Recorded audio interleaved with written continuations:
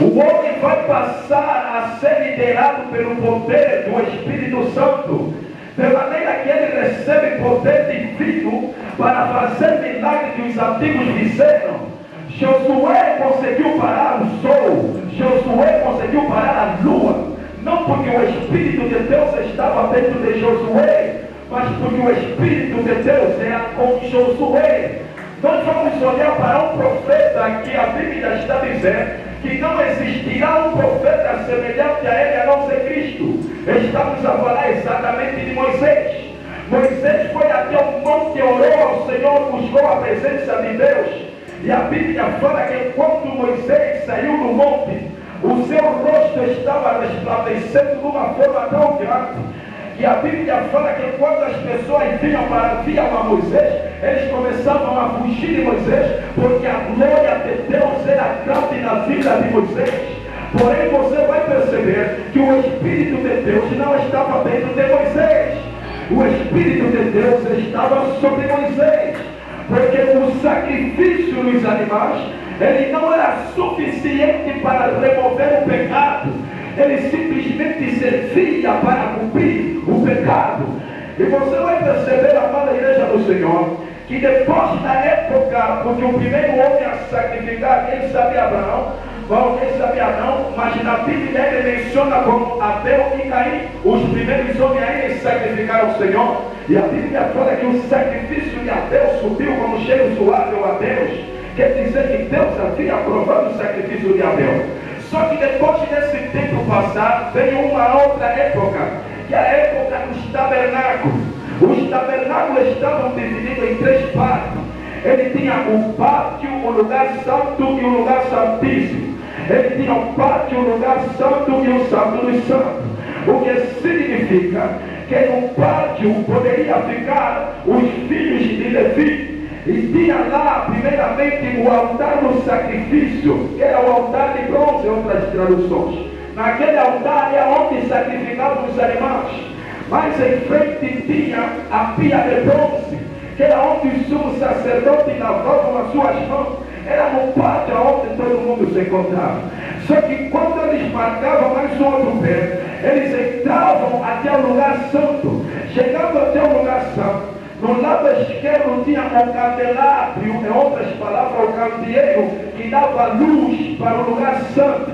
Ele não se apagava, porque tinha um azeite dentro do candelabro que permitia que a luz tinha que ficar acesa. Aquele candelabro representava Cristo. A luz não pode se apagar. Louvado seja o nome do Senhor. E a Bíblia fala que no lugar direito tinha lá os pães d'asmo, que representavam o povo de Israel. Pois nesses pães d'asmo tinham 12 pães que representavam as 12 tribos do povo de Israel. E lá em frente tinha o altar de incenso, que praticamente dividia o lugar santo com o lugar santíssimo. Só que quando descia no lugar santíssimo, se encontrava a arca da aliança, que simbolizava a presença de Deus no meio do povo. Só o sumo sacerdote poderia entrar lá. Quer dizer que Deus estava no lugar santíssimo. E para alguém entrar lá tinha que ser alguém que está perfeito, não tem que ter pecado, não tinha que ter nenhuma mancha dentro dele. E você vai perceber aqui que algo interessante está se apresentando, que no Antigo Testamento, para o homem ter contato com Deus, ele tinha que sair do pátio, entrar no lugar santo, tinha que sair do lugar santo e entrar no lugar santíssimo para ter contato com Deus. Só que quando Cristo se sacrificou, as coisas se inverteram. Deus que estava no lugar santíssimo, ele tinha que sair do lugar santíssimo, chegar até o lugar santo. Ele tinha que sair do lugar santo, chegar até o pátio, para fazer entender que o meu contato já não é simplesmente com o sumo sacerdote.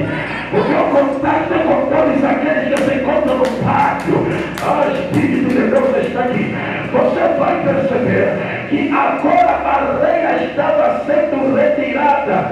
Deus estava fazendo entender que eu agora já não quero ter contato com o único povo. Você está entendendo? Eu agora quero ter contato com todos os povos na terra.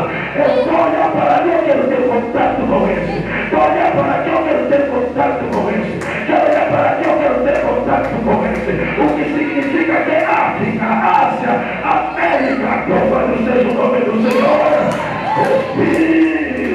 aqui.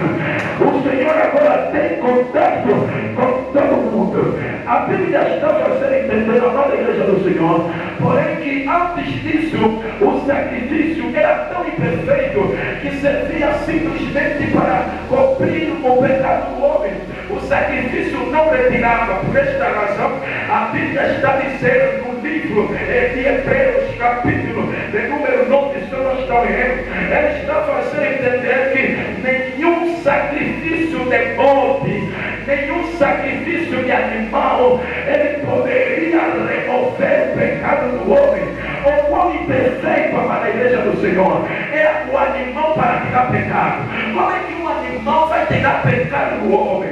Por esta razão, a Bíblia diz por meio de Hebreus que Deus não se alegrava com o sacrifício feito pelos antigos.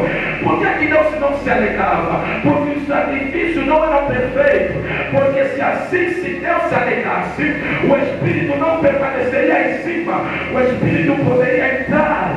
Só que como o sacrifício não alegrava o coração de Deus, o Espírito não entrava, o Espírito permanecia em cima do homem, o Espírito andava com o homem. Então o sacrifício não era suficiente.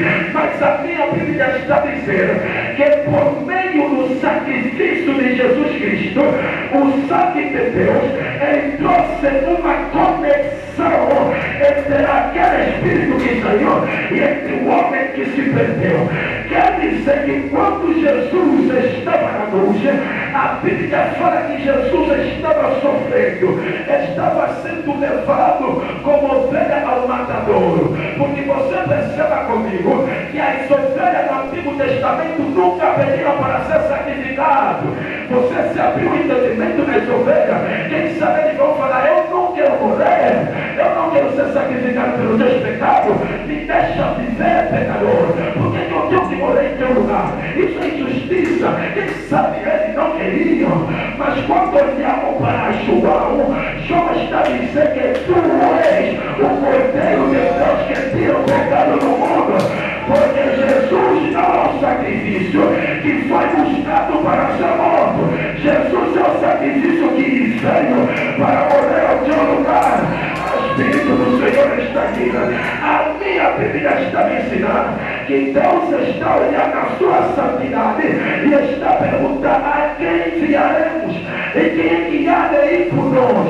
Isaías está entendendo essa visão como se fosse Deus estava lá com a terra. Não, Isaías, você pode dizer este aqui, mas a pergunta não foi direcionada para ti, porque na terra não tem ninguém capaz de unir Deus com o homem. Na terra não tem ninguém capaz de unir o homem com Deus. Então a pergunta não é direcionada para a terra, mas a pergunta é direcionada para o céu. E Deus Espírito está a usar a boca do profeta Isaías, dizendo: envia-me a mim, eu vou descer a terra para pagar o